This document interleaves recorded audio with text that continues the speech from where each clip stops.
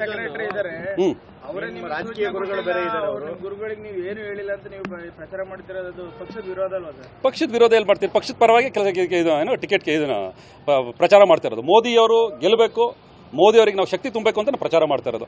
ನನಗೆ ಇದು ಮಾಡಿ ಅಂತ ಕೇಳ್ತಿಲ್ಲ. ಬಿಜೆಪಿ ಪರವಾಗಿ, ಮೋದಿ ಪರವಾಗಿ ನಾವು ಪ್ರಚಾರ ಶುರು ಮಾಡ್ತಾ ಇದೀವಿ. ಪಾರ್ಟಿಯಿಂದ ನಿಮಗೆ ಬಿ ಫಾರ್ಮ್ ಸಿಗಬೇಕು, ಆ ಥರ ಸುದ್ದಿ ಚಾನಲ್ ಹೋಗೋದಾದ್ರೆ ಬಿಜೆಪಿಯಿಂದ ಹೋಗೋದಾದ್ರೆ ಪಾರ್ಟಿಯಿಂದ ಬಿ ಫಾರ್ಮ್ ಸಿಕ್ಕಿ ನೀವು ನಾಮಿನೇಷನ್ ಫೈಲ್ ಮಾಡಬೇಕು. ನೀವು ಏಕಾಏಕಿಯಾಗಿ ನಾಮಿನೇಷನ್ ಫೈಲ್ ಮಾಡ್ತಿರೋದು ನಾಮಿನೇಷನ್ ಇನ್ನು ವಿರೋಧಿ ಚಟುವಟಿಕೆ ಆಗುತ್ತೆ ಅಂತ ನಿಮ್ಗೆ ಅನ್ಸುತ್ತೆ? ನಾನು ಹೇಳ್ತಿದ್ದೀನಲ್ಲ, ಪಾರ್ಟಿ ಹೈಕಮಾಂಡ್ ಏನು ಸೂಚನೆ ಕೊಡುತ್ತೆ ಆ ಪ್ರಕಾರ ನಾವು ನಡ್ಕೋತೀವಿ. ಸರ್, ಇಲ್ಲಿ ಹೈಕಮಾಂಡ್ ನಿಮ್ಮ ಜನರಲ್ ಸೆಕ್ರೆಟರಿಗೆ ನೀವು ಹೇಳಿಲ್ಲ ಅಂತೀರಾ, ಮತ್ತೆ ನೀವು ನಾಮಿನೇಷನ್ ಪೂಜೆ ಮಾಡಿ ಅವರ ಆಶೀರ್ವಾದ ನಮ್ಮ ಮೇಲೆ ಇರುತ್ತೆ ಅಂತ ಭಾವಿಸ್ಕೊಂಡು ನಾವು ಕೆಲಸ ಶುರು ಮಾಡಿದ್ದೀವಿ. ಈಗ ಕಾರ್ಯಕರ್ತರು ಮನಸ್ಸಲ್ಲಿರೋದು ನಾವು ತಯಾರಿ ಆಗಬೇಕು ಅಂತ, ಆ ತಯಾರಿ ನಾವು ಮಾಡ್ತಾ ಇದೀವಿ ಇವತ್ತು. ಸರ್, ಬಿಜೆಪಿ ಒಳಗಿನ ಈ ಬೆಳವಣಿಗೆ ನಿಮ್ಮ ಮೈತ್ರಿ ಇನ್ನೂ ಅವ್ರು ಬಂದಿಲ್ಲ ಅಂತೀರಾ, ನಮ್ಮನ್ನು ಅವ್ರು ಮಾತಾಡ್ತಿಲ್ಲ ಅಂತಾಗಿ ಮೂರನೇ ವ್ಯಕ್ತಿಯ ಕಾಂಗ್ರೆಸ್ಸಿಗೆ ಲಾಭ ಆಗಲ್ವಾ? ಏನು ನಿಮ್ಮಿಬ್ರು ಕಿತ್ತಾಡ್ತಾರೆ.